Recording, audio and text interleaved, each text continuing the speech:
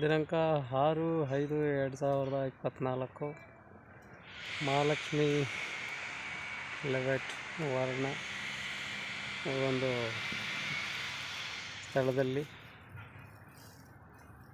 ಏನು ಕಸವನ್ನು ವಿಲೇವಾರಿ ಮಾಡದಿರುವ ಕಾರಣ ಈ 4 ಎಮ್ಮೆಗಳು ಇಲ್ಲಿನ ಒಂದು ಗಲೀಜಲ್ಲಿ ಕವರ್ಗಳನ್ನು ತಿಂತಾ ಇರ್ತವೆ.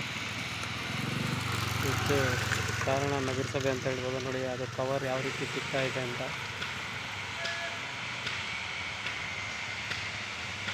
ಕೋಲಾರ ನಗರಸಭೆ ಘನತ್ಯಾಜ್ಯ ವಿಲೇವಾರಿ ಅಧಿನಿಯಮ 2016ರ ಪ್ರಕಾರ ಏನು ಈ ನಗರದ ರಸ್ತೆಗಳಲ್ಲಾಗಲಿ ಮತ್ತು ಬ್ಲ್ಯಾಕ್ ಸ್ಪಾಟ್ಗಳಲ್ಲಿ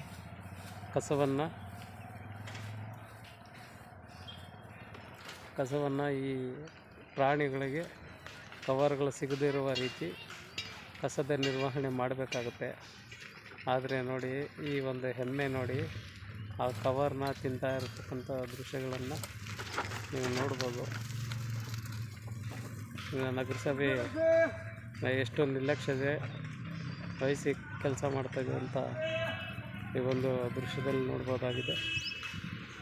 ದಯವಿಟ್ಟು ಮಾನ್ಯ ಸಚಿವರು, ಪಶು ಇಲಾಖೆಯ ಸಚಿವರು ಮತ್ತು ನಗರಾಭಿವೃದ್ಧಿ ಇಲಾಖೆ ಸಚಿವರು, ರಾಜ್ಯಪಾಲರು, ಇನ್ನು ಸಂಬಂಧಪಟ್ಟ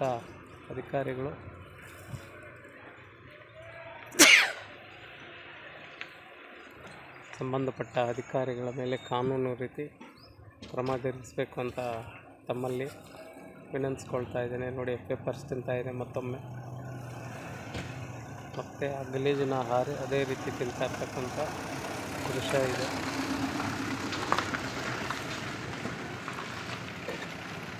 ನೋಡಿ, ಆ ಪೇಪರ್ನ ತಿನ್ನೋದಕ್ಕೆ ಒಂದು ಎಮ್ಮೆ ಯಾವ ರೀತಿ ರಿಸ್ಕ್ ತಗೊತಾ ಇದೆ ಅಂತ ನೋಡ್ಬೋದು.